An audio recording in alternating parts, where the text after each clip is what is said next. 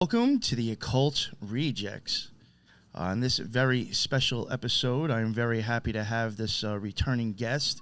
I have had him on twice before, just recently for stuff on the UFO kind of topic, which I highly suggest to go back and listen to if you haven't already. And I got Ryder Lee, and he has brought a friend with him this time, Jay Weidner. And we're going to get into a documentary that they had both put out that I think is actually, one, it's well done. I was actually really impressed. And two, I really do think it is something people should look at if they're interested in this topic. Just my opinion, and I do think they may really be onto something here. Just my 2 cents. But before I introduce them, I do want to introduce the co-hosts I got coming on with me. I got the usual suspects, the usual rejects.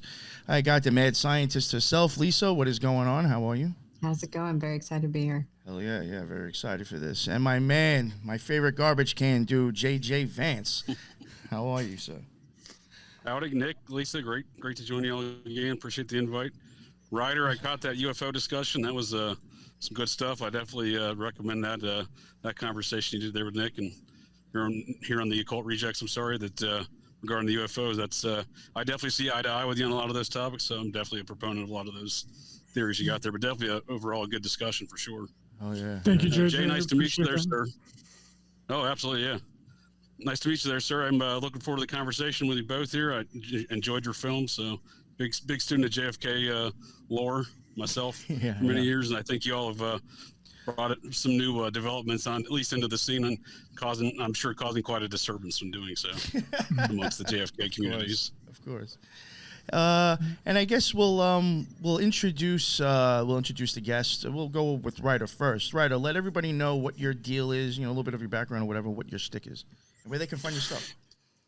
Yes, sir. Thank you guys, first off, for having us. Really appreciate it. Nice to meet you, Lisa and JJ. My name is Ryder Lee. I'm a filmmaker. Me and Jay Weidner just recently made this documentary film, JFKX, and it's really important for people to realize that there's so much JFK stuff out there. There's so many documentaries, there's so many books, and we even commented on this. It's important that, it's unlike anything that anyone has ever heard before. We take you, I believe all three of you guys have seen it so far, and we take you through all the other theories of what people have speculated happened on November 22nd, 1963. But it's not just another JFK movie, like we keep hearing the same regurgitation over and over and over again, that the CIA did it, that the mob did it, or the driver of the limousine did it, like we were talking about before the show started, or that there was multiple shooters, or it was the grassy knoll shooter. So this is something completely different that really no one has ever heard before, and it's not just another JFK film. So thanks for having us on and having the balls to actually have us on your show, because there's been a few people that just won't have anything to do with it. So I appreciate you guys a lot. Of course, yeah. People are always welcome here. Mm-hmm. And Jay, please let people know about your background too on some of your stuff, because I really think you really add a huge component to this documentary. I've been making films for over 50 years, and I don't know, so many I can't even remember all of them. And I was the program director at Gaia, content director at Gaia for 6 years. At the first 6 years they were in existence, best 6 years they were in existence. And I've written a couple books on alchemy. I'm really interested in alchemy, and I'm interested in not the paranormal. I'm interested in a larger, multifaceted universe that most people dismiss or don't notice. And I'm also an expert on film and physical effects, not digital effects, but physical effects. That's things that happen in the camera. You're not creating it afterwards. You're doing it in the camera. And so when we decided to make JFKX, Ryder and I asked ourselves the question, what would have happened if we put the Zapruder film through that new software that enhances old films? They take films from like the silent era and they run it through the software. All of a sudden they're moving in 4K, they're moving in real fashion, not being kinky moving like they do in the old silent films. Everything's smooth, the scratches are all gone. All of a sudden you can see an old film like you're looking through a piece of glass. And so we asked ourselves what would happen, and we present what I think is the best version of the Zapruder film ever produced in JFKX. And for the first time, we can see what's really going on, and not a copy of a copy of a copy. And then we had me, as a film expert, look at the Zapruder film and tell you what I see as a filmmaker. Yeah, I think you did an amazing job with that, and I really appreciate you being able to jump on as well with Ryder on this. I don't know. Dynamic duo, baby. Yeah, for real. Yeah. I don't know where you want to start. I mean, you're even like talking about the tape. I mean, there's so many things with the magazine, the tape taking a while to come out. I don't know where you guys want to start with this. Maybe Ryder, maybe you can start it off, and you and Jay can do your magic. Well, I guess the best place to start is really the first question that we really ask in the entire documentary is, why hasn't the JFK files been released? I mean, there's been some of them that's been released, but not all of them. And it turns out that they're never going to be released. Biden just put a complete ban on it, like, a couple of months, Jay, after our film came out. He came out and said that they're never going to be released ever. And that was like the big question going into this film was like, well, why? You know, what is so devastating to the American public that they can't be released? I mean, if it's the CIA that did it, that's nothing new. People have been talking about that for decades and decades. That's not going to be devastating to the American public. It's not going to be devastating if it turns out that it was the mob. But we have this big section in the movie, which is one of my personal favorite sections of the movie, is really on the mob, which, because people that have studied JFK and done all this research hardly ever talk about RFK, which was JFK's brother, which is his attorney general, and what he was doing to take down organized crime and the mob. Like the things that he was talking about, and it's all in our film, JFKX, the things that he was talking about in court prosecuting these organized crime mobsters are some of the exact same things that are being regurgitated in the conspiracy community to this very day. He's talking about a huge network of governmental organized crime. He's talking about there are these families that have 8 to 12 members and all this stuff. And I'm just like shocked when I'm going over this footage to put it in the documentary, because RFK really gets looked over a lot, and I thought that was a good homage to him and his contributions to the Kennedy administration there. And Jay, you got anything on that? Well, ever since we've finished the film, a lot of people have gotten in contact with me who have told me a lot of things that would back up everything that we were saying in the film. And like Ryder said, the film really is the most unusual JFK assassination film ever made, to say the least. And one of I've heard from people who were maids at Scorpios Island after the assassination supposedly happened, who said they saw Kennedy there. I got sent this book, "My God, I'm Hit," which is supposedly the last words that Kennedy said, which I can tell you he did not say anything. His lips do not move.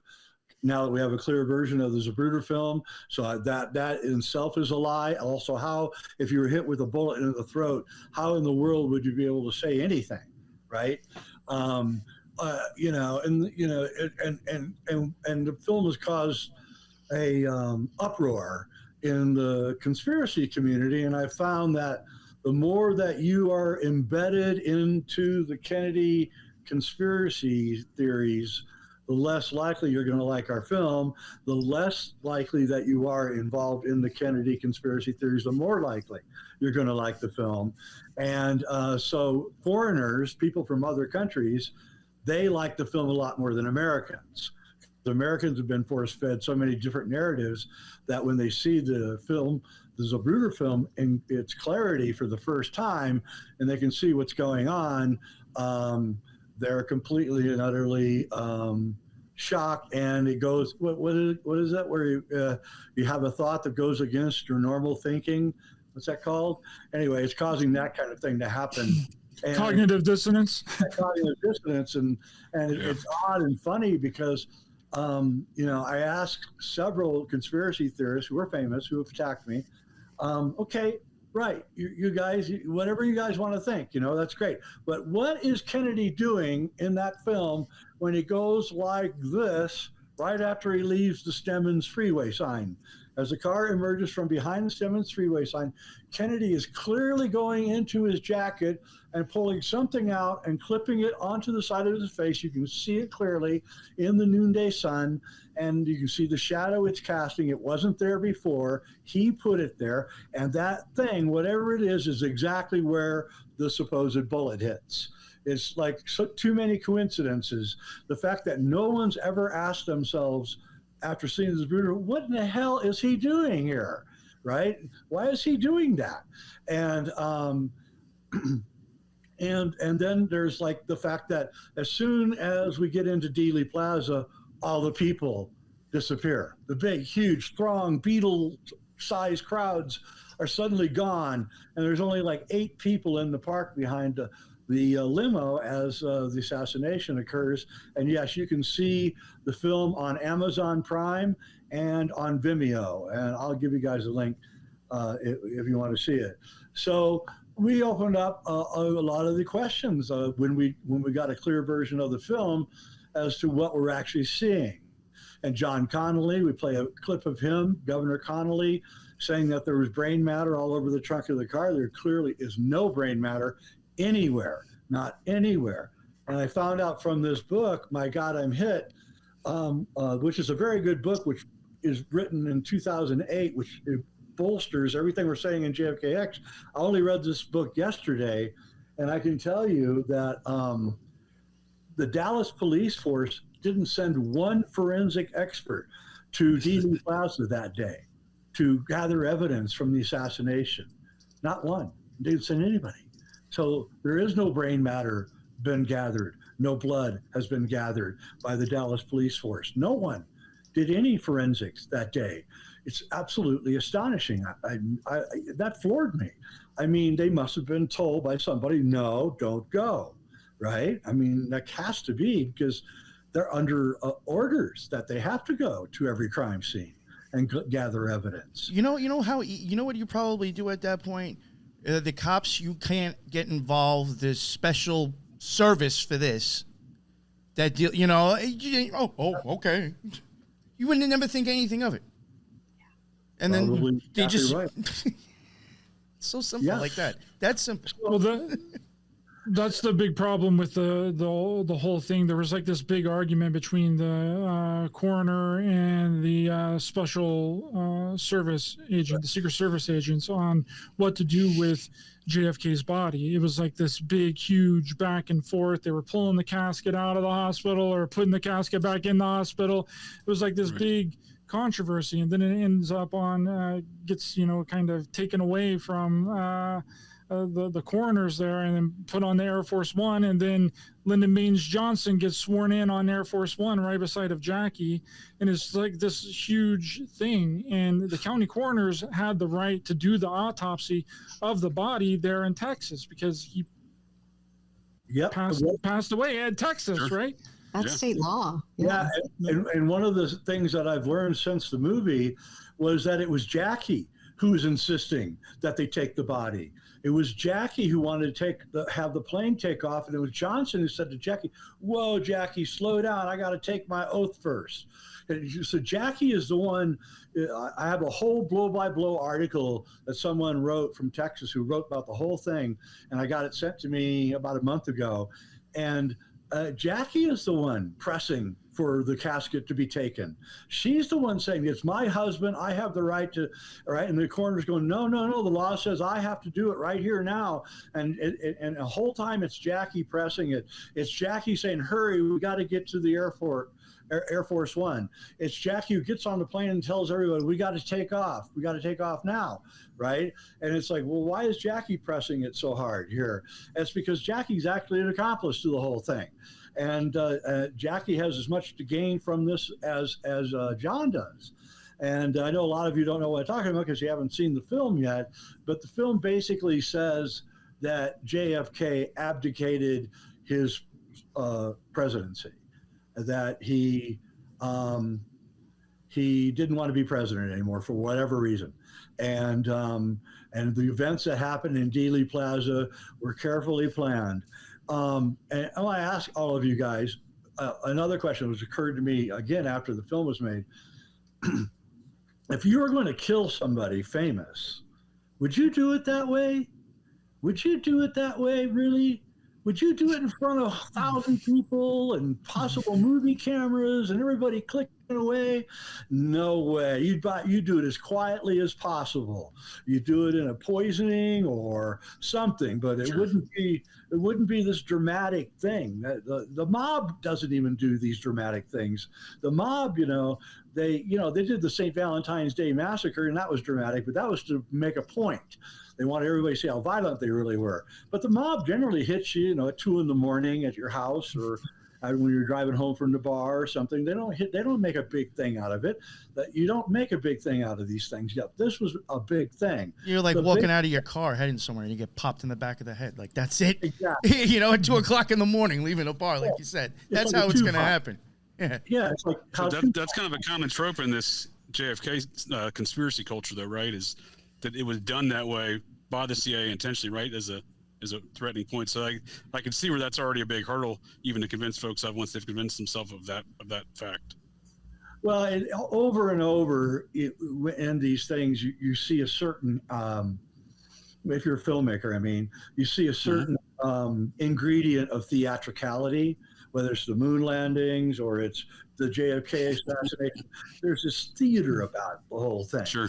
And that's when I start getting suspicious, is when I start seeing the theater around it, and I start seeing, like the really fast way that Kennedy disappears after the bullet supposedly hits him, right? He's just, all you see is his head first down into the car. You can see his feet flying up, and it's like, well, that's not really what you would do, right? If you got hit in the head, you'd probably fall over, but would you take a dive to the floor like that? And I don't know. And then Jackie's peculiar movements after the bullet supposedly hits her husband, and she gets out of the car instead of diving into the car, which anybody else would go down, not up.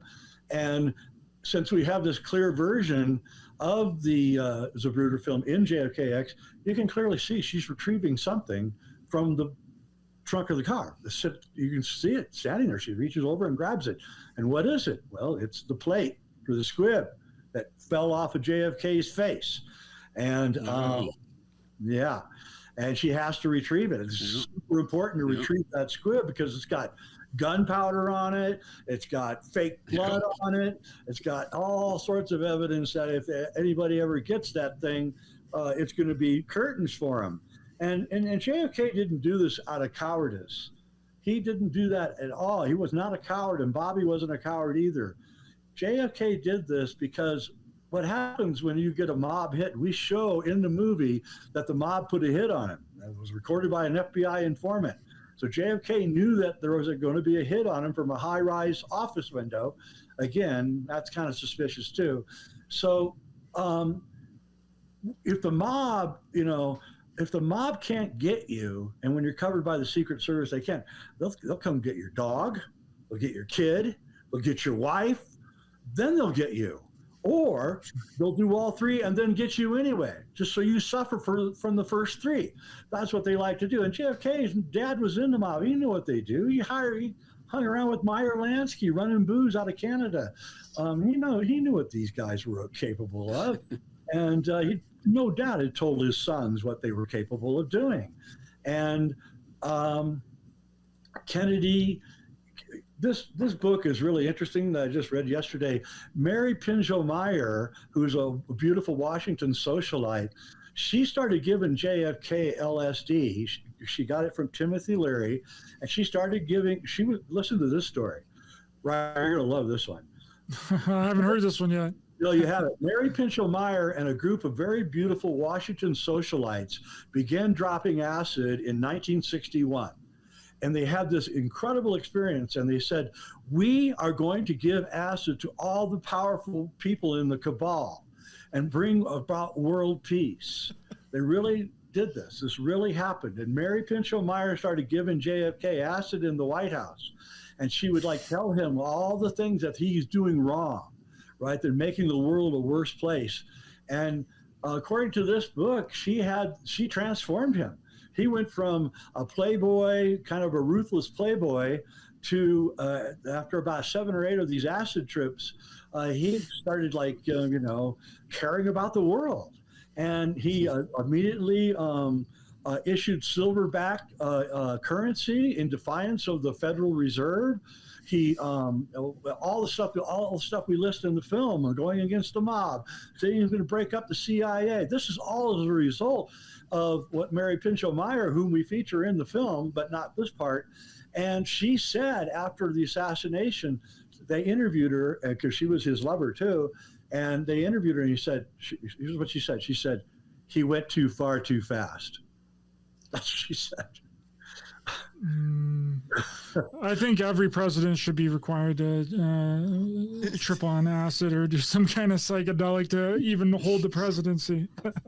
I think you're right. I think we need to require that. Let's put it in the Constitution. That'd be some shit. Yeah. And film it. We need to all watch it when he does it. Too. Yeah. It needs to be televised as well, at least part of it. An hour. Yeah. Give us an hour at peak time. There you go. But that would psychologically change, will explain Kennedy's change, because he was a completely different guy by the end of 1962 than he was when he won in 1960. He was completely different.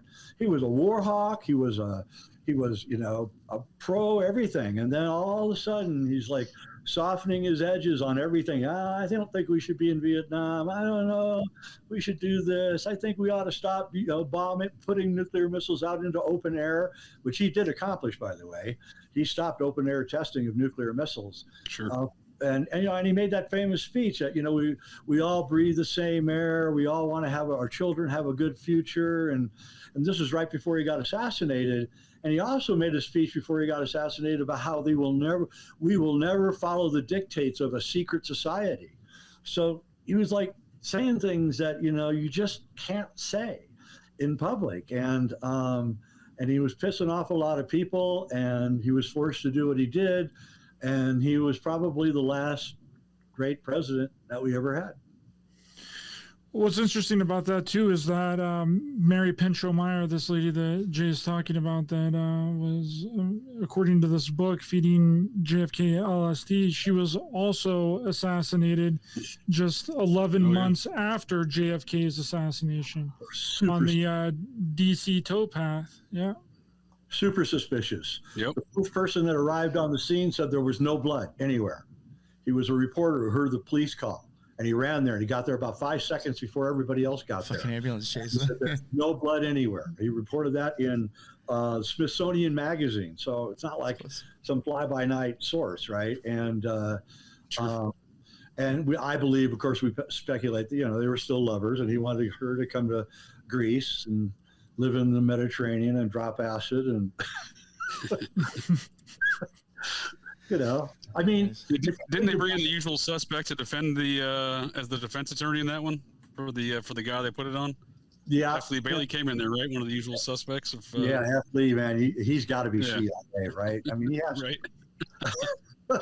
So and and this is why Jackie married Aristotle, and so she could move the family to the island, and they all grew up there. John and Carolyn grew up on Scorpio's Island, got the best education possible, and that's another whole story, man. One day I will tell the Scorpio's Island story, but I can't.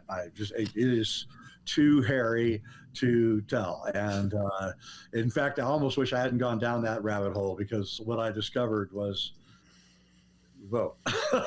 Anyway, so the whole point is that JFK was ran a PT boats during World War II, which are Office of Naval Intelligence boats. They're intelligence boats. They don't do any fighting. They little small boats as skiffs, and they get into areas and they snap pictures of everything, and then they come back out and share the intelligence. And he was in Office of Naval Intelligence in 1945. He went to Germany with Secretary of Navy. I can't remember his name now. He became the first Secretary of Defense, and then he threw himself out the window at Bethesda Hospital. Forrestal? James Forrestal. And Forrestal was Kennedy's mentor. And in 1960, two Office of Naval Intelligence people ran for the presidency. Richard Nixon, who was Office of Naval Intelligence, and John F. Kennedy, who was Office of Naval Intelligence. Why? Because the Office of Naval Intelligence was the chief intelligence agency of the United States until 1947, when the CIA was made. And the Office of Naval Intelligence was super pissed that the CIA was asking them for their files and everywhere. They were the top. They had all the intelligence for the entire planet. They'd been everywhere. They did everything, and they didn't want to do it. And so they sent in two people. One would win, and that person would have to go in and find out what the CIA was up to. And that's immediately what Kennedy did.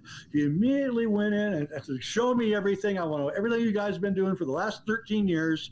And the CIA is like, we got a Navy guy looking at our stuff, right? So that's why, everybody thinks the CIA did it, but it wasn't the CIA, but they were threatened by him. And by the way, we've had three other Office of Naval Intelligence presidents outside of Kennedy. We had Nixon, Carter, who was also an Office of Naval Intelligence, and he put Admiral Stansfield Turner in the head of the CIA, which caused them to completely freak out. And it was Naval Officer Steve Bannon who asked Trump to run in 2015. So, and so interesting.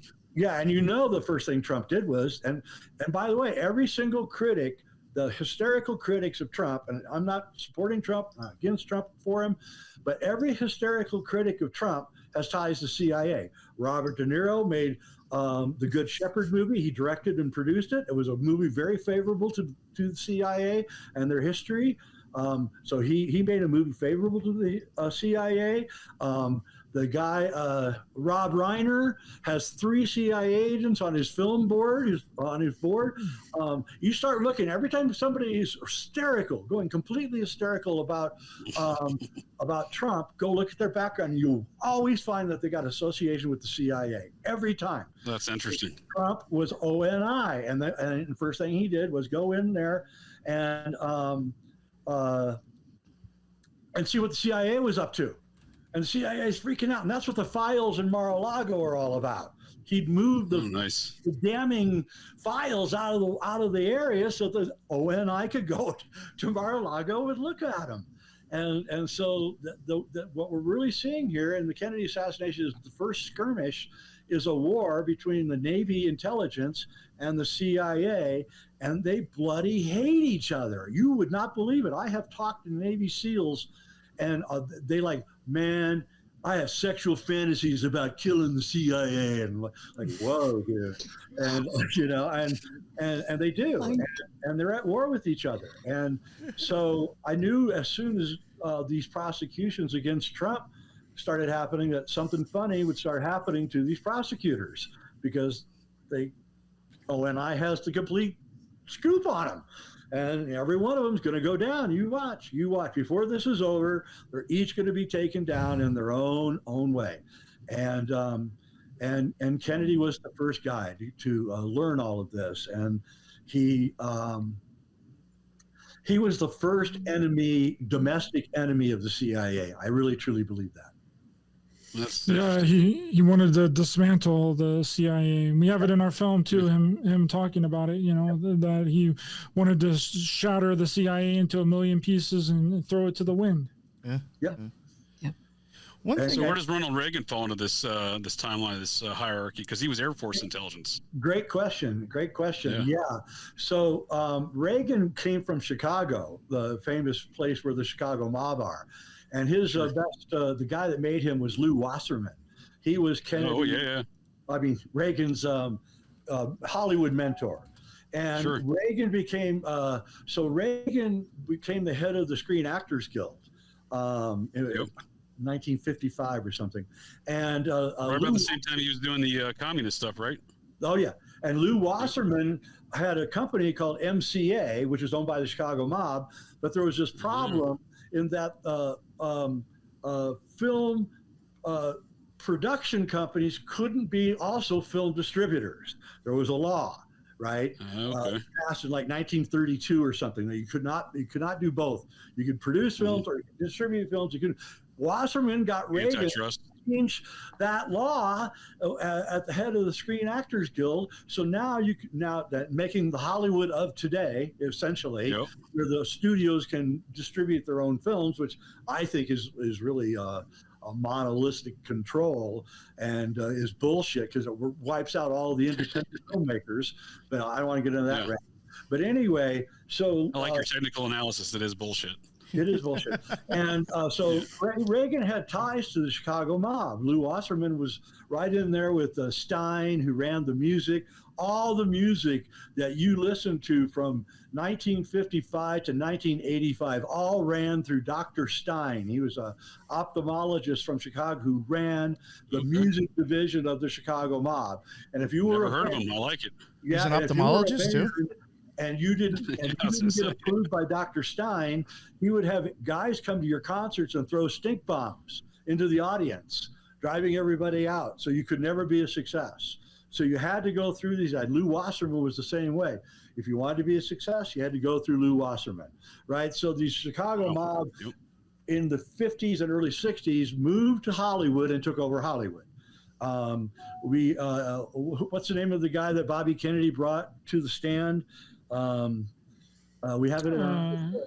I can't remember. Joe Valachi. Not Joe Valachi, the other guy. Anyway, he became the big, huge money man in Hollywood. He took the Chicago mob money and he basically took over Hollywood during the 1960s and a lot of other things. Took over California. Chicago mob took over California in the 1960s, and so Reagan was caught. He sided with his buddies in Air Force intelligence who also were against the CIA, but he had these mob ties that he couldn't get away from.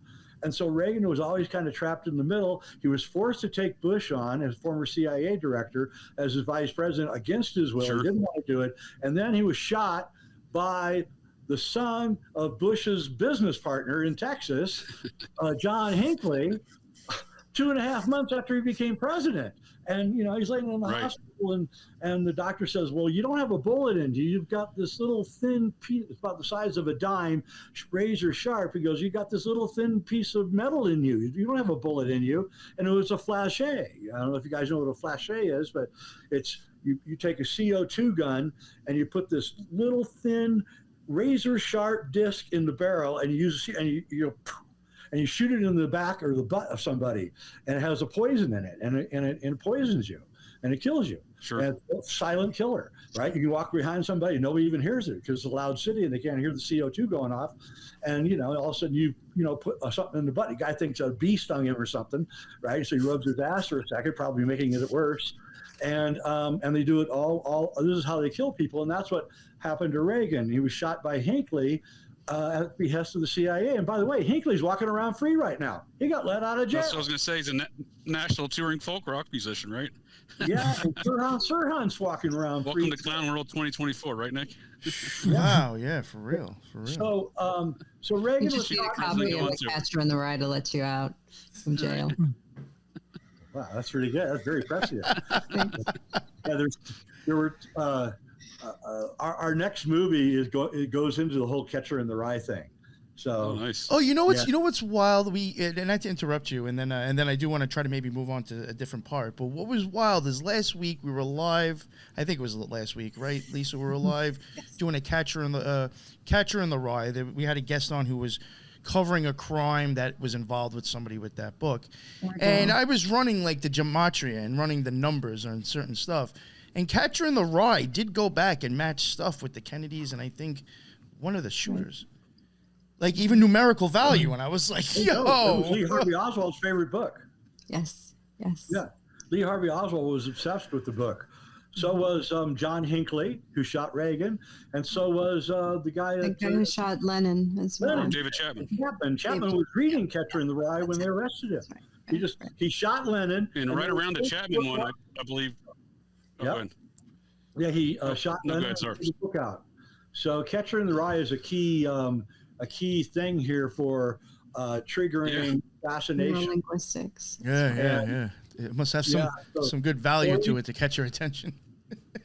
Something's going on there for sure. Yeah. There was another assassin around the same time as Mark David Chapman that I believe was trying to kill James Taylor, and I think he also had the Catcher in the Rye situation. There's a movie with Will Smith where he does this whole 5-minute diatribe about Catcher in the Rye. I forget the name of the movie. Minus Men, something like that, where he does this whole whole 5-minute thing about how the Catcher in the Rye, every time there's a murder, you'll find Catcher in the Rye. Every time somebody important is killed, you'll find Catcher in the Rye. It's like, whoa, what is this? Yeah, very doesn't weird. Mel Gibson touch on that in Conspiracy Theories? Yes, he does. He's reading Catcher in the Rye.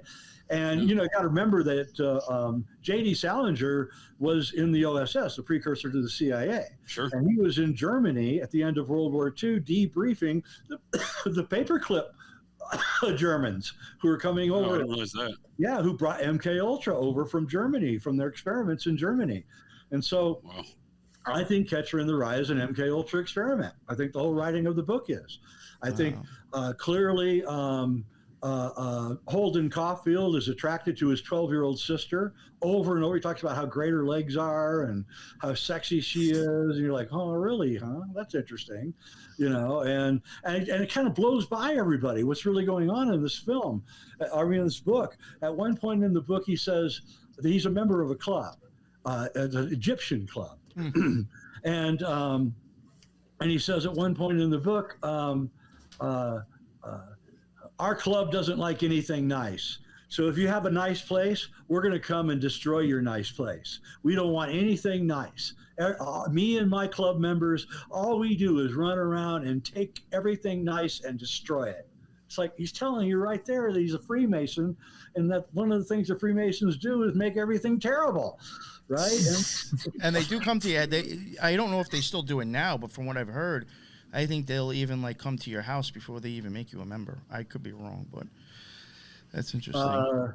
Well, then there's that new series on Netflix, The Programs, where their parents are hiring these companies to come kidnap their troubled kid in the middle of the night, take him to a camp in the middle of nowhere for months, and mind control them. And as Ryder pointed out when this program came out, the show on Netflix, he brilliantly pointed out, hey, this is exactly what the secret space program people are saying, that they were taken from their house, they were bad kids, they all admit they were bad kids, and that they were taken from their house and then they were put in the secret space program because they're special, right? And of course, what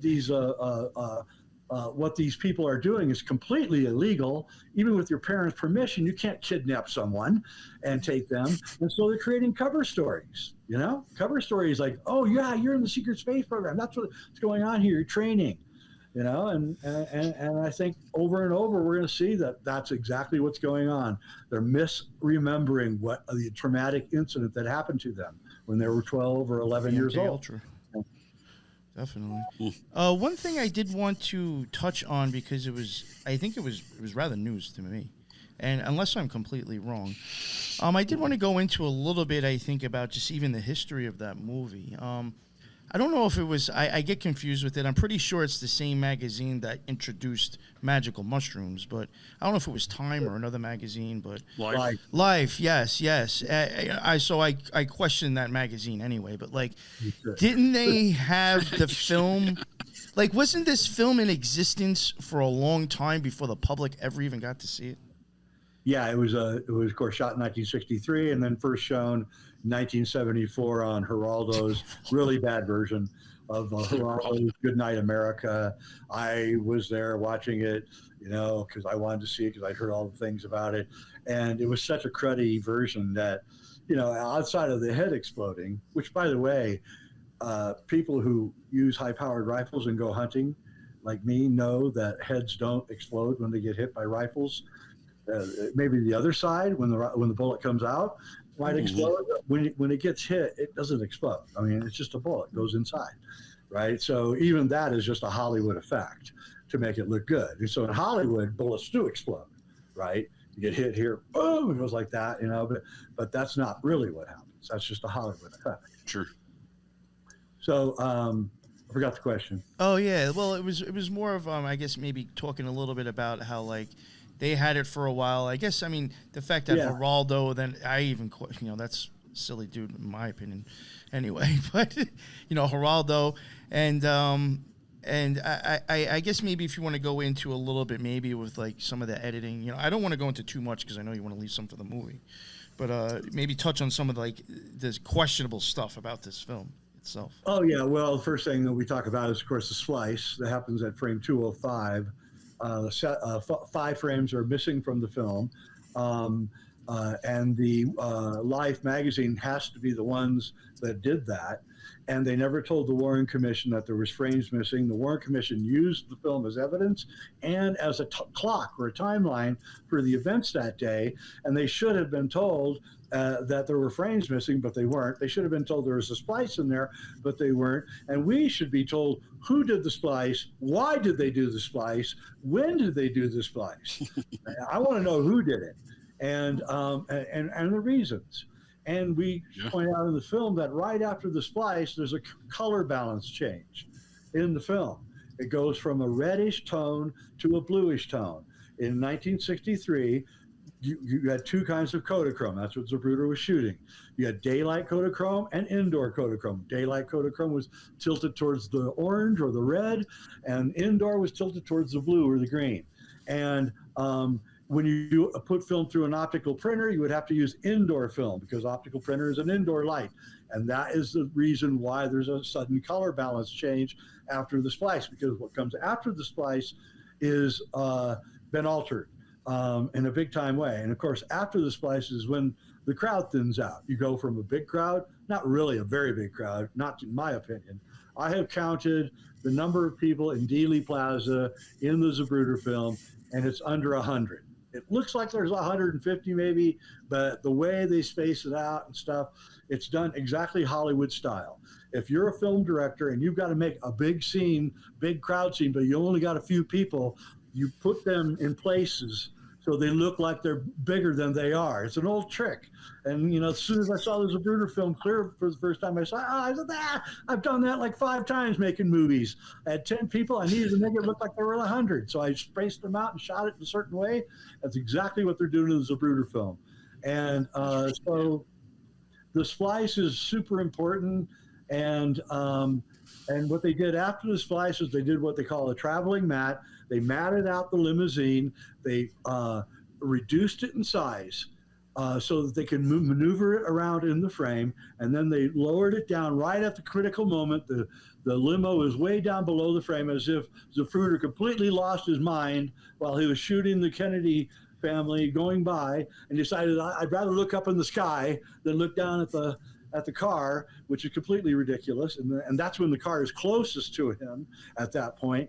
And it should be noted Zapruder was a 33-degree Freemason and was an immigrant from Russia, just like all the people who hung around with Lee Harvey Oswald.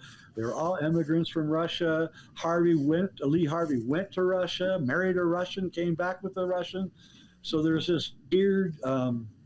There's a lot of weird stuff with Oswald. I think if I remember correctly, I'm glad you brought up Russia because it reminded me. I think he was tied to some chick that was from Russia that was in like the Council of Nine, too, which was like some group of people that I think they were like channeling. It was like 9 people, these 9 like kind of for the most part rich families. Yeah, it was the guy, the owner of Bell Helicopter. What's his name? He was Ruth Payne, who Arthur Young. Lee Harvey Oswald's wife, Marina, was living with Ruth Payne, whose husband was working at Bell Helicopter. What's the name of the guy that owns Bell Helicopter? I believe it's Arthur Young. Arthur Young. And then there's the guy, Provovich. He was a MK Ultra guy. They were part of the Puharich.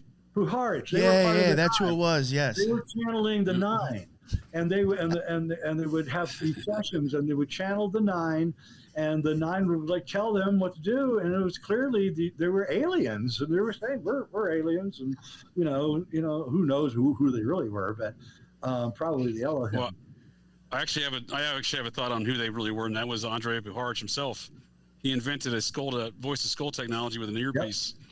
I remember before the seances with the Nine. I would not be surprised. I know the guy that helped co-write my first book, Vincent Bridges, was good friends with Puharich, and he told me that Puharich was constantly doing stuff that was really weird, and I mean really, you know, and bugging people's houses, going into their bathrooms. Sure. Sticking a mic out under the sink, you know, just for fun, and messing with putting voice to skull and scaring the hell out of people by getting people to commit suicide. That's what my friend told me.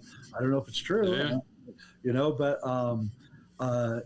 if you listen to like these people that are psychotic, I mean, it certainly sounds like a voice to skull technology is being used on a lot of them, because they certainly plausible. A distinctly other voice telling them over and over, go kill yourself, right? And so you got to wonder. Or go kill other people, for that matter. The Nine, by the way, that would make a fascinating documentary, because those were some of the most top people in America at the time. Geniuses. Arthur Young was a genius. I mean, you know, and the whole NASA helicopter aerospace dynamic going on in the background is really fascinating, and is part of this. And let's not forget, it was Trump who started the Space Force, all right? A completely different military branch, which is probably all peopled with ONI, if I'm not mistaken. Yeah, I saw that as kind of like a financial move, right? Like like how NASA was created to move the finances from the Army Air Force to a new environment. They're moving the finances of NASA over to Space Force. It was to fight the cabal. It was to fight the CIA and the cabal. They're now defund the CIA. Yeah, and there's separate agencies that they can't do anything about. They're military, so they can do all the things that military intelligence can do, and they've got to be scared crapless about that. They've got a military intelligence agency that can't be controlled, and it's obviously controlled by the Office of Naval Intelligence, just as NASA was controlled by the Office of Naval Intelligence. So Jay, I have a question. In terms of the Zapruder film, why was Dick Gregory involved in giving that to Geraldo? How does that play into that? I don't know. It's a good question. Dick Gregory's always been someone I've kind of wondered about. Yes. He seems like he's half the time against the cabal and half the time absolutely in the cabal, and you can't really figure out who he is. Sort of like Elon, can't really figure out what he is, right? And you could never figure out what Dick Gregory was doing.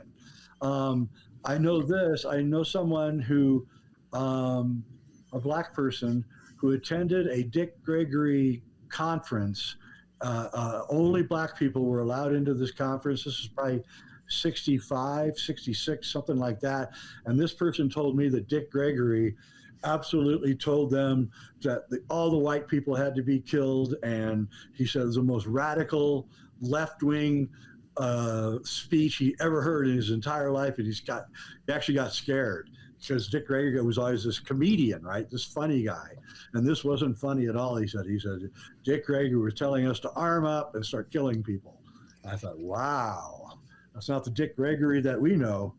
So he's a very suspicious guy. And I think he probably gave a really crappy version of the Zapruder film to what's his name? And to stop all the pressure that they were getting to release this good quality Zapruder film. Now they say, well, you saw it. It was on TV. Geraldo played it, so we're all the pressure's off of us now, and that's kind of how they always do everything, right? They just a limited hangout, you might say. So they put something on you can't hardly see it all, and then they say, okay, now you all saw it. See you later, and that's it. And it wasn't until Oliver Stone put the pressure on and gave Time Life $100,000 to make a really high quality version of it. But interestingly enough, we don't point this out in the film JFK, but Ryder and I both know this.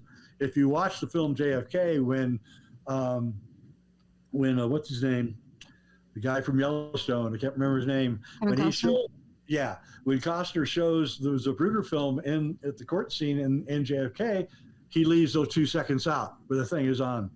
Those are left completely out of the film. So he's a filmmaker. He knows what a squib is. He saw it and went, holy crap, I can't show that. And so he left it out. And so even he left it out. And I like Oliver Stone. I'm a big admirer of his films. But, I cut him slack in our film because, I'm a filmmaker and I know that, you got an idea for a film and then you spend a year writing it and then you spend another year getting money for it and then you're going into production. And you couldn't get the Zapruder film copy until after he got money. So he gets the money and then he finally gets to see a copy. He's already in production. Millions have been committed. You can't change the script. You can't do that. And so he sees the Zapruder film, goes, holy crap. And then he says, but I have to stick with the original because I'm already committed to it. By the way, the producer of JFK, Oliver Stone's film, is Arnon. I'm going to forget his last name. Arnon. Anyway, is Israeli. Huh? Milcom. Yeah, Arnon Milcom. He's an Israeli arms dealer and a high-ranking member of Mossad. That's who backed making of JFKX. So let you roast on that for a while. You mean JFK, the Oliver Stone movie? By Oliver Stone. They didn't have nothing to do with our movie, I promise. I was just actually going to say, wait, you mean his son Sean saw JFKX and liked it. So. Oh, nice. Yeah. Well, another thing that's really interesting that we put in our movie that a lot of people aren't aware of or didn't know about was that JFK had a debilitating illness. He was suffering from Addison's disease, which, for people that don't know what that is a autoimmune disorder that basically causes constant pain. And JFK had to wear a back and a neck brace a lot of the time. It was mostly in private, but we have a lot of the photos in our film. And there's, a few pictures of him in public on crutches. And another thing that's really interesting that we haven't got into yet was that in March of 1967, JFK's body was removed from his grave at Arlington Cemetery. It was moved just 5 feet over, and no explanation or reason was ever given for removing the president's body in the middle of the night, not telling anyone, which is very odd. And a lot of the JFK researchers that I've talked to that's gone deep enough into it, they even admit that JFK's body was switched out on Air Force One. They all think that his body was switched out with J.D. Tippit, the police officer that was also murdered that exact same day as JFK, which his nickname was JFK on the Dallas Police Force because he looked identical to JFK, which we show you a side-by-side photo in our documentary of JFK and J.D. Tippit, and they look like twins almost, very, very similar. And the interesting part about it is that, which we also haven't gotten into the autopsy photos as well, which is a big mind blower in our documentary too. But J.D. Tippit was shot in the back of the head and in the neck. And the autopsy photos don't show, it shows a shot to the back of the head, but when you watch the Zapruder film, you don't see a shot to the back of the head. You see a shot from the right side. And his head goes back into the left, that famous back into the left, back into the left. That's what everyone always talks about, right? But the autopsy photos don't show a shot to the right side of the head. It shows a shot to the back of the head, which is where J.D. Tippit was shot and killed. So you're putting two and two together matches. here. Yeah. You're really coming to the what's really going on. Yeah, I got chastised by a certain famous conspiracy theorist. He craftily got me on his show, was going to take me down. It was a lot of fun, actually. And he started talking about David Lifton's book. Now I'm going to forget the name of the book. Anyway, David Lifton wrote a famous book about the autopsy and what happened at the aftermath of the Kennedy assassination. And this conspiracy theorist said, "Have you read David Lifton's book?" And I said, "Yeah, I've read it several times." And he said, "Well, then you know that you're wrong." And I said, "But do you realize that David Lifton says that 2 caskets arrived at Bethesda that day? You know that, right? One came in the back door, one came in the front door. That nurse saw it and saw the whole thing." And I had him. I mean, he realized, oh my God, he was using David Lifton's book as evidence that I'm wrong. And I proved that there was 2 caskets brought out of Air Force One and brought to Bethesda, which is where I think the switch was made. So Kennedy got in the casket, they moved both caskets, and he's finally got free. And, you know, Bethesda's run by who? The Navy, right? I mean, so you can just kind of see the Navy fingerprints all over this thing, and you know, the buddies, his Navy buddies, screwed him out of there and got him free. Of course, you know, they don't want one of their own to die on a mission. They can avoid it, and that's what they did. They sent him in on a mission. He accomplished that mission valiantly, and then they wanted to get him out of that mission and keep him alive, and that's what they did. And that's what's really going on here. See, a lot of these deep conspiracy researchers into JFK are pretty much saying the exact same things that we're saying. They're just not taking it to that final step of the conclusion that we come to in our documentary. You know, they're like, oh yeah, there was 2 caskets. Oh, they're all this strange and weird stuff, but they're not putting all the pieces of the puzzle together to come to the conclusion that we've come to, which I think is very interesting. No, I think it was very different for sure. Yeah. Well, yes. It's definitely the most different Kennedy assassination theory ever presented, and I believe it's the tightest. I believe it ties all the loose ends together. There isn't any loose ends left. We show that someone placed a microphone in the ceiling, a very good quality, high quality Hollywood microphone in the ceiling above the spot right where Ruby kills Oswald. How would anyone know? This was a spontaneous walk through the parking garage to head towards the courtroom in Dallas. They had no plans to stop anywhere in the parking lot anytime. They were moving him into the courtroom on Sunday morning, and somebody was so prescient, knowing that Ruby was going to come out of nowhere and shoot Oswald, that they hung a Hollywood-style microphone from the ceiling right over the exact spot where the event would happen. That is so incredible. That's the most amazing coincidence. It's like the same coincidence of Oswald. Here we have Lee Harvey Oswald. He's never, as far as we know, shot anyone. But on November 22nd, 1963, he decides to shoot 2 people. And amazing coincidence, those 2 people look exactly like each other. I mean, that is just an astonishing coincidence that no one has actually ever brought up. But in fact, it is a coincidence that did occur. Yeah, and Oswald was never arrested for the assassination of JFK. Right. That's what people, well, I mean, researchers know that, but normal everyday people don't know that he was never arrested for the assassination of JFK. He was arrested for the assassination and the killing of J.D. Tippit. And the public pinned on him the assassination of JFK. At those news press conferences, they were like, oh, did you kill the president? Did you kill the president? And then he's like, no, I don't have it. He didn't, you can tell, it's in our documentary, you can tell he probably didn't even know that the president had been shot or killed. He did. No. And he was like, I've been arrested apparently or supposedly for the murder of a police officer, and that's all that I know.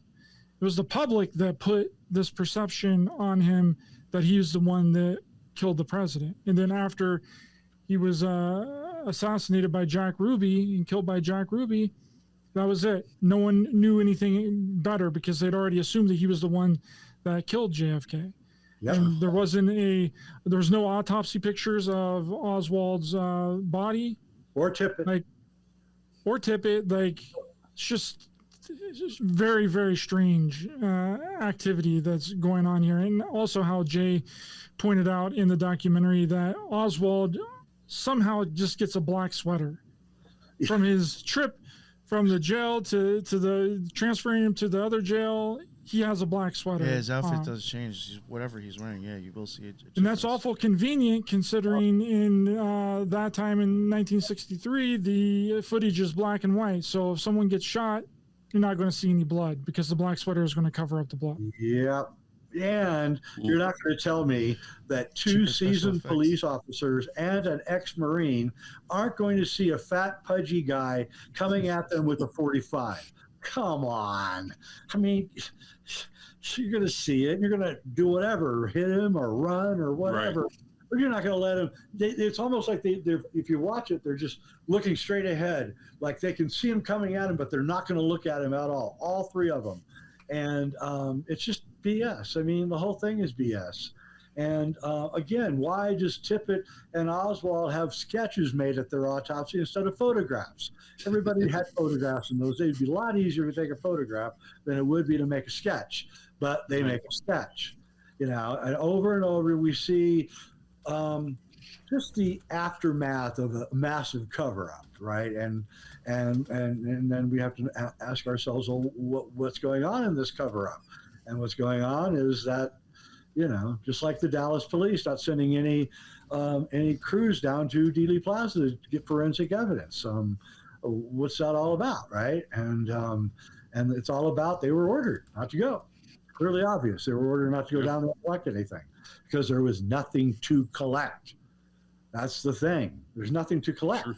There's not going to be anything there except maybe, something that you don't want to find.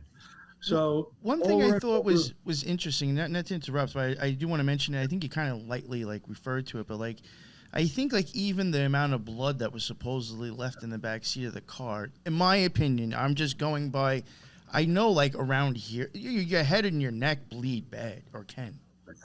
And I don't think there was really much blood in the back of that car. So it's to me, does that even match what happened? There's no way. And there was no blood even on the back of the car where she says there was, right? No, at Parkland Hospital, a photographer ran up and took a picture of the back seat of the car. And there was about a little tiny spot of blood, not very much. And that was probably from Tippit because it was Tippit's body that was there when they got to the hospital. And so Tippit had been shot, and so he's probably still had some residual blood on him and his clothing and everything, and that's what's there. And Jackie had, Jackie's covered with blood. No, she's not. She hardly has any blood on her. What are you talking about? She's covered with blood. And isn't it convenient she wears that rose-colored dress that day? That's just so convenient that she does that. And over and over, a filmmaker, you go, oh, well, we better make it a rose-colored dress.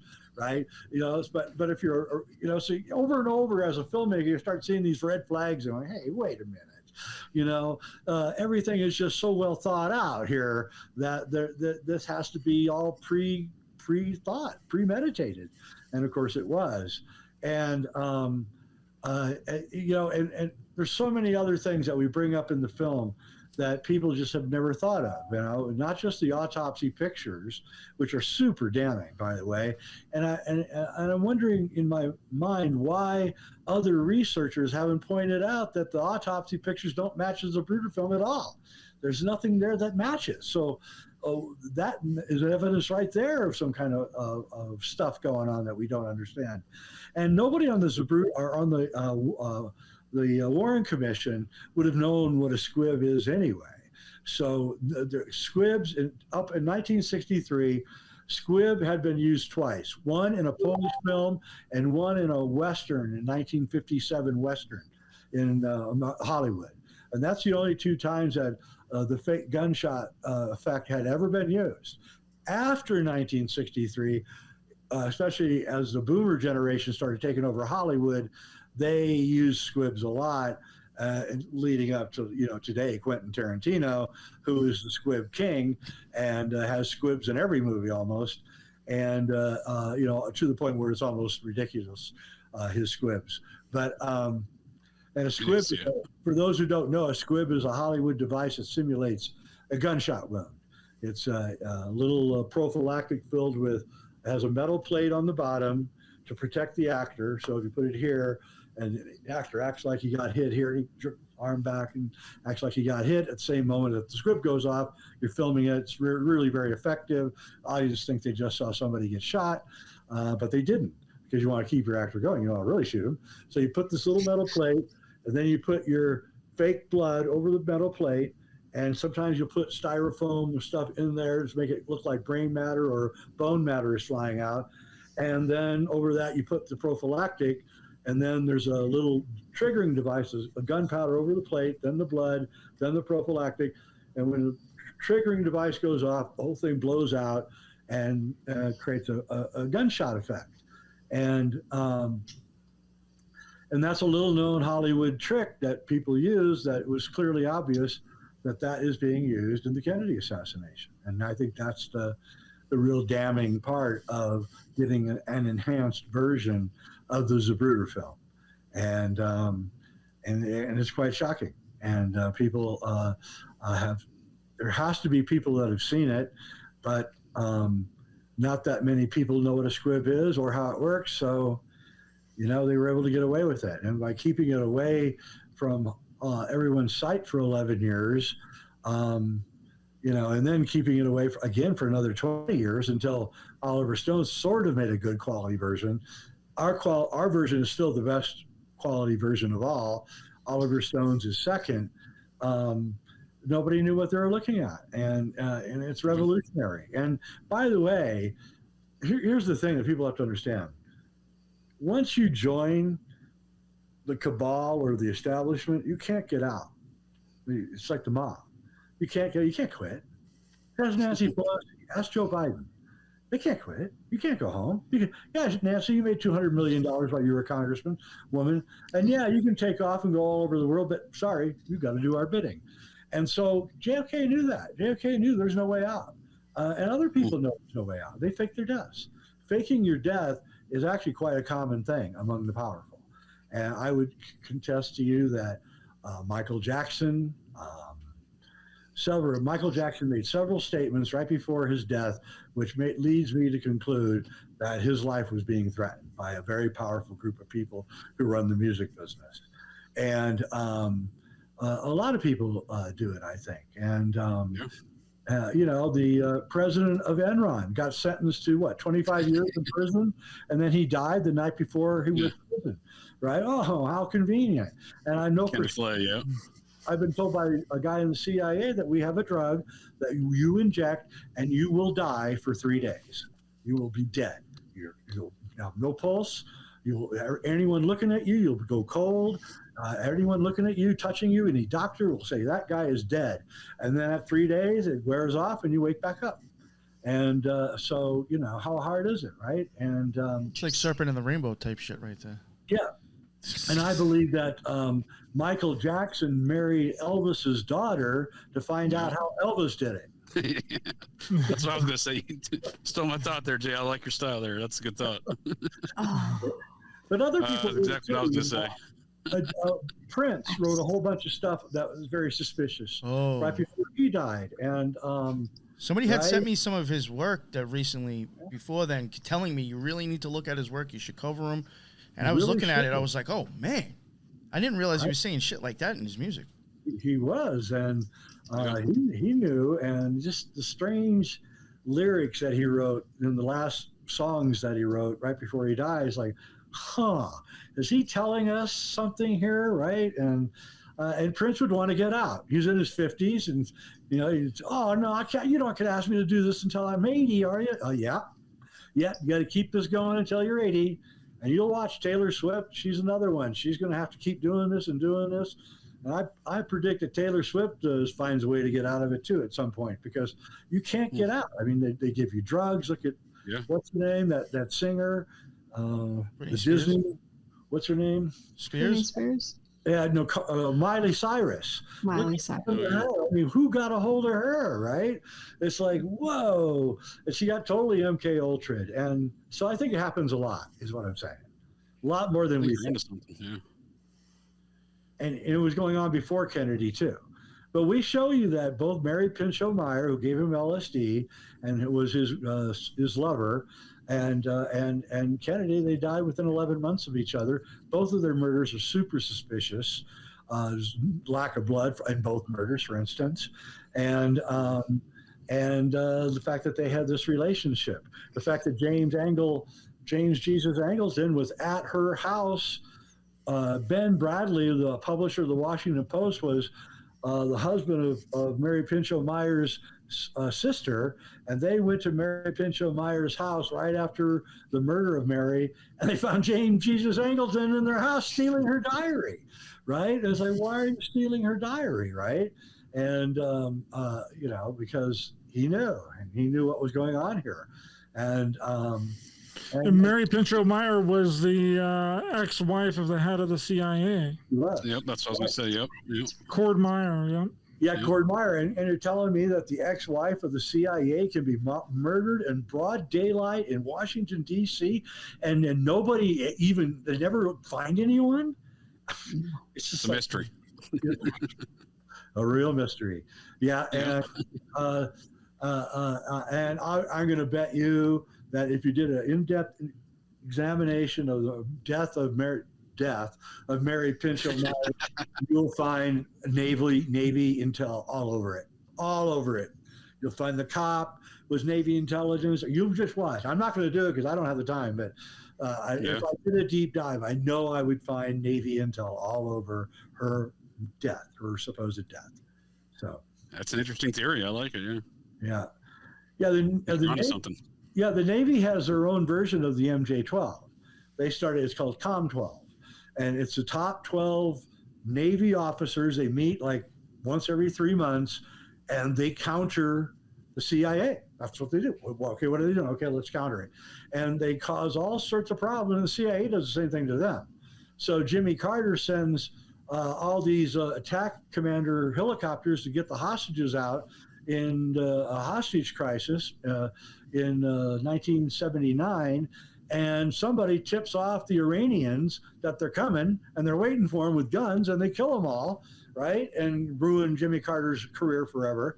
And I wonder who that would be that would tip off, the enemy that they're coming.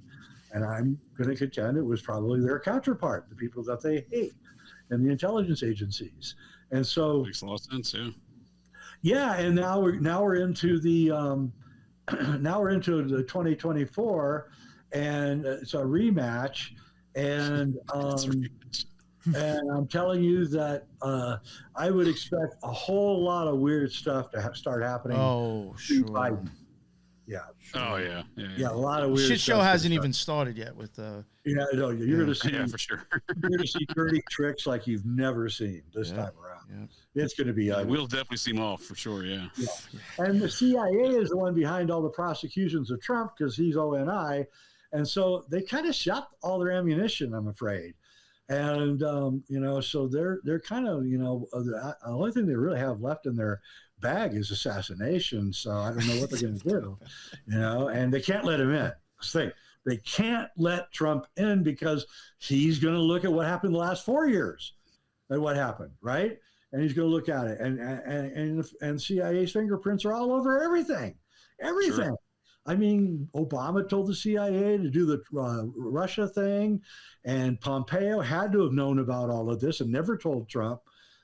So Trump now realizes that they're everywhere and they're in everything. When I was on Jesse Ventura's conspiracy theory, we did the show on the Denver airport, and he told me at lunch, he said, I was governor first day. And by the way, he's Navy. I was governor first day. I had my feet up on the desk and go, hey, I'm the governor of Minnesota, man. And all of a sudden, this squeamy little nerd comes in his office and he goes, who the hell are you? He says, Governor, we need to see you downstairs. And they go down the elevator to the basement of the Capitol, and there's a big, huge round table with all these people around. There's nuns, there's UPS drivers, there's bank tellers. They all tell him what they do. They roll all around and tell him what they do. And they say, okay. And he says, well, what the hell is this? Who are you people? And the guy that brought him, I goes, well, we're all CIA. We're the Minnesota CIA. All of them. And Jesse goes, that can't be because the CIA charter says you can't operate in the United States. The whole room busts out laughing, right? And Jesse spent the next 6 hours telling him what he was going to do and what he wasn't going to do as governor. And at the end of the 6 hours, Jesse said he stood up, put his hands on the table. He said, I want to thank all of you because guess what? I will never run for governor again. And he walked out of the room. Right, and he knew that will complete, and he was probably set up, by the way, with as an ONI asset to find out what kind of control they have at state level, right? And he found out. Sure. So, what's interesting is that RFK Jr. right now is looking at Jesse Ventura as a running mate. I saw that. Oh shit. Yeah. So, no, that's pretty good. So yeah, sounds like a real man with one red shoe type scenario we got going here, Jay. Yeah. For a movie reference of feuding intel agencies for you. Yes. Well, yeah, and I got after I came out about a month with the whole ONI CIA war thing, and I discovered it all by investigating this JFK thing for JFKX. Just started going down the rabbit hole and finding out why. What's really going on here? And I did a show on my own show about the ONI CIA war, and I got this like really long email from this guy. I teach intelligence history at a big, huge university. He says, and there's like 5 people that know what you know. How did you figure this out? And I wrote back, it's kind of obvious, isn't it? I mean, once you know it and you look back at it, it's kind of obvious what's going on here. And they made sure after Reagan that there would never be another ONI president. And somehow, Trump fooled them. They didn't realize that he and Bannon were like, this. And Bannon is clearly Office of Naval Intelligence. He's clearly running a counter-CIA operation. There could be no doubt about it. All you have to do is watch his stuff. To speak to that point, wasn't Sean Spicer one of the first, was the communications director there at the White House? He was a lieutenant commander, I believe, in Naval Intelligence. Yeah, and he was a friend of Bannon. And now I'm going to make a prediction that if Trump wins, and I don't think he will, but if he does get into office, you're going to see that everybody's going to be Office of Naval Intelligence and Air Force Intelligence. Air Force Intelligence hates the CIA as much as the ONI does. So that they're both kind of united. And Air Force was started at the same time as the CIA, so they're kind of more compromised because their files went directly in. ONI has successfully not sent most of their sensitive files to the CIA, and the CIA knows it and is really angry at them about it. Yeah, whenever me and Jay were filming this second documentary here recently, James Jesus Angleton came up again in one of our interviews that we were doing, and me and Jay looked at each other like, what? It was wild. But hopefully that'll come out in the second documentary if we have enough time. And that's what the subject of Robert De Niro's film on the CIA, The Good Shepherd, is. It's Matt Damon playing James Jesus Angleton. Well, that's why it's called Good Shepherd, because it's got Jesus at the title in his name, right? That was a signal. Oh, this is a movie about James Jesus Angleton, and he's got everything in there. He's got the whole dressing like women at their parties, and I mean, if you watch that movie really carefully, it's not a very good movie. It's kind of boring, but I'm a fan of CIA and ONI history, so I watched it, and I can tell you right now, De Niro is CIA.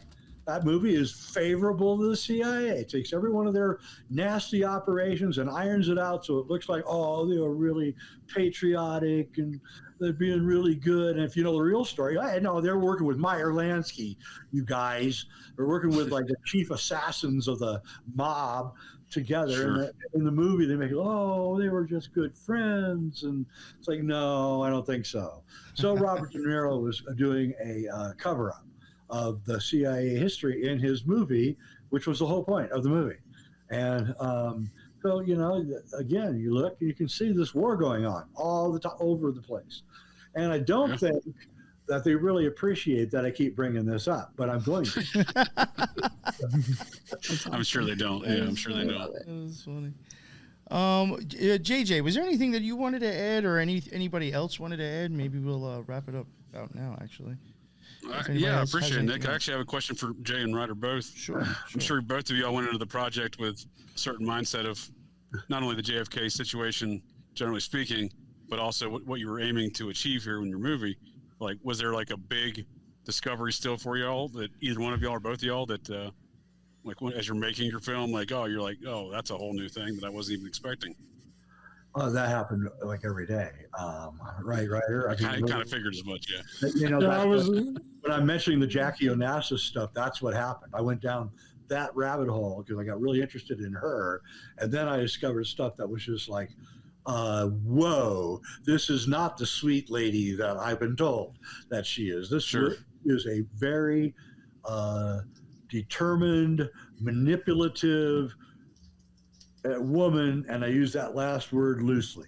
Anyway, Ryder. Okay. Well, yeah, I was back in... No, go ahead. No, I was just saying, I kind of expected you guys probably had your own journeys, though, right? Like, it sounds like it, right? Like, kind of your own journey to the subject matter. I had a hell of a journey. I was working on this documentary from the time that I woke up until like 4 and 5 in the morning every single day for, what was it, 2 weeks? I was there, and then it was sometime after that I had to go back and do some other things with it. But it was an everyday thing. Like, I would literally wake up in the morning, literally start working on it, start editing, getting all the footage together, and start putting it together every day for a solid 2 weeks. And it was like, I was back and forth so many times through the footage that I was finding, through the interviews that I was looking at, and I'm like calling Jay like all the time. I'm like, Jay, look at this.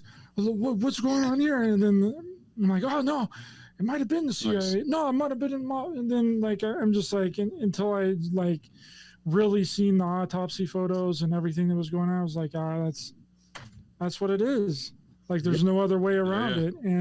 But I was up and down and back and forth with it through the entire time making the documentary. I probably did more JFK research in 2 weeks than some people have done in 10 years.